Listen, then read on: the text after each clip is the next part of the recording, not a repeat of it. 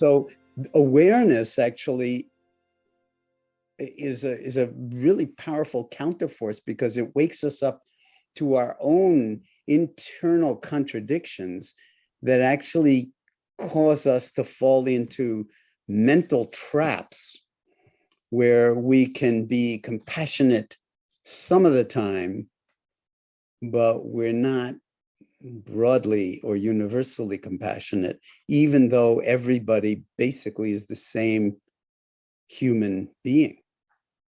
And this is a disease. This is a kind of a virus of its own, that lack of awareness of our common humanity on a planet where right now, having given it a fever by virtue of the industrialized world's industry over the past 200 to 300 years, but everybody's experiencing the fever, even if you didn't have an industrial society until, recent times.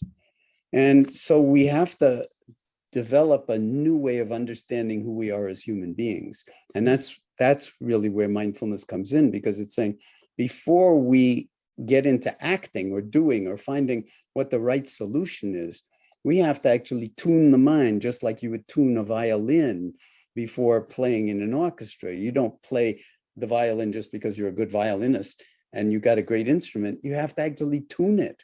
And you have to continually make sure it stays in tune. And part of that tuning is tuning to our own wisdom and compassion, which is intrinsic to us as human beings, but usually gets eclipsed by what we were talking about earlier, the greed, hatred, and delusion that's not just in Putin, but it's in all of us.